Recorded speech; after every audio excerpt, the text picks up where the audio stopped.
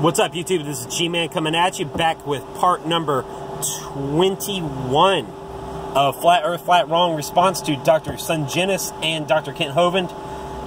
And let's dig right in. I'm baffled by another thing about the flat Earth. If, say this is the sun, if the Earth is flat and the sun and all the stars are circling around what? Is there a string holding them? I mean, there's phenomena called centrifugal force. There's simple laws of physics that they seem to completely ignore and violate. Is the sun going around in a circle, and then how do you get seasons? I mean, why would it? Is it circling here, and then the whole circle is moving here? And it is just completely confuses me that they can possibly believe the sun is hovering, and what is the anchor point for it? Anyway, explain that. They don't have an answer to that, and I remark about that at least half. Yes, we do have an answer to that. It's very simple. The stars are attached to the firmament, okay? And they hold their place in the firmament. The stars are actually angels, by the way. The Bible says that. Doesn't come straight out and say it, but it uses the term interchangeably, okay?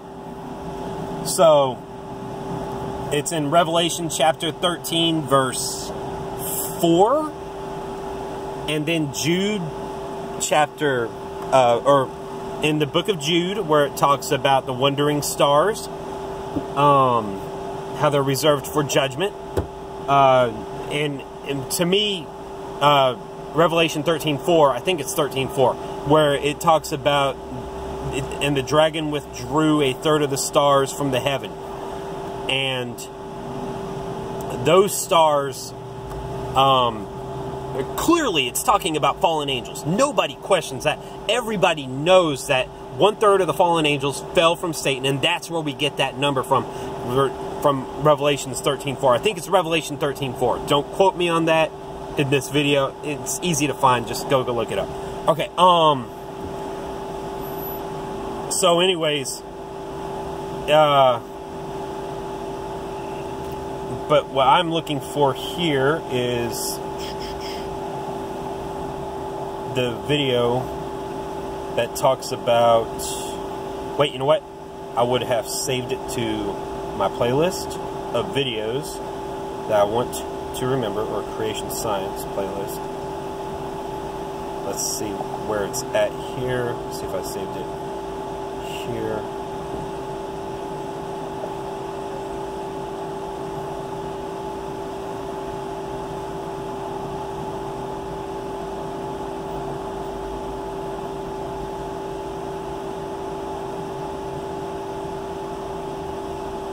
Nope. Okay. Try one more playlist here. I think I saved it to videos I want to remember.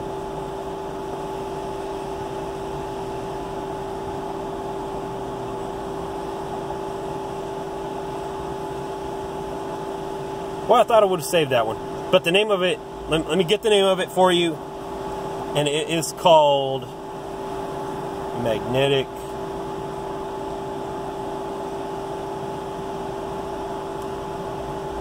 Levitating Ball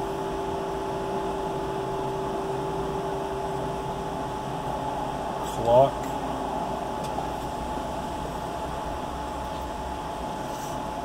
Yes, the video is called The Levitating Clock.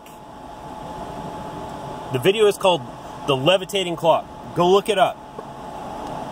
If we can figure out something like that, then God can figure out how to make the sun and moon work, and the stars, and the firmament, and he could probably do a way better job than we could. This is just a very impressive invention. You can buy one for yourself. It's called the levitating clock. You can hang the clock on the wall, and it has a little ball that goes around, or you can have the little ball levitating, you know, and have it on the wall, or set it on the table, and the ball levitates. It's a pretty mind-blowing little piece of science. It's amazing. All right, let's move on. A dozen times in my book. Their model is strictly a geometric model. It's not a dynamic model.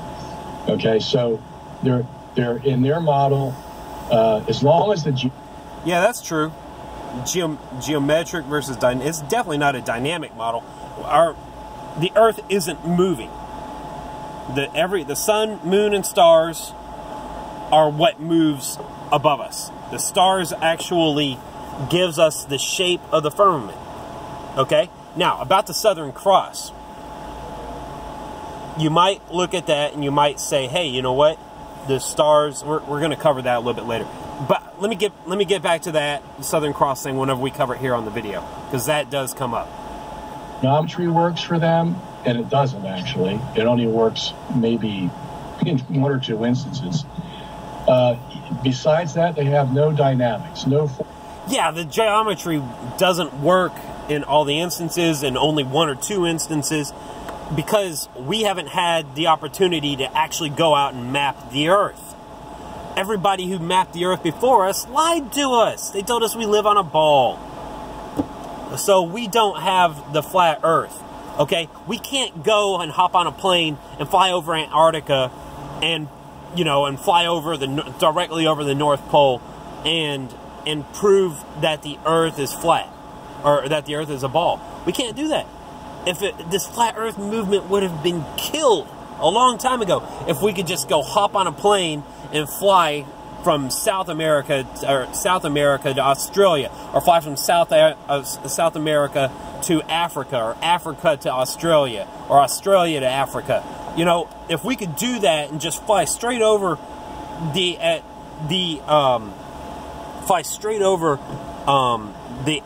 Antarctica, then this flat Earth movement would have been killed a long time ago.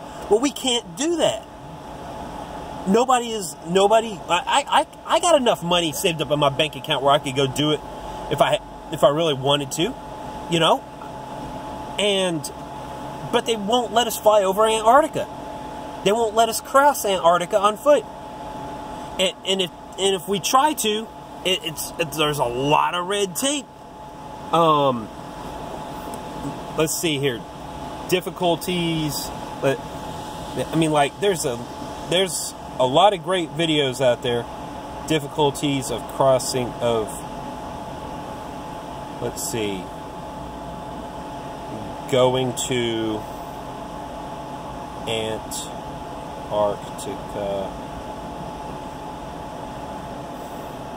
I need to create a playlist with all these videos.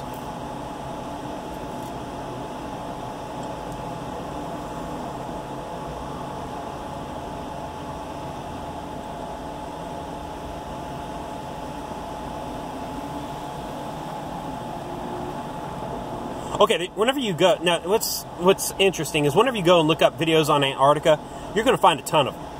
There's a lot of people actually going down to Antarctica. There's a lot of people making videos down there. Okay? But there's nobody actually going down there and proving anything. There's nobody actually going down there and disproving that we can't just fly over Antarctica. Okay?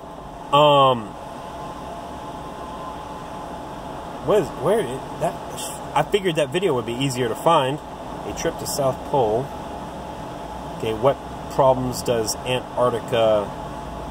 Former Navy officer tells us what he saw. 70 days in Antarctica alone. Oh, there's my run. I'll continue this video where I left off, and I'll tell you where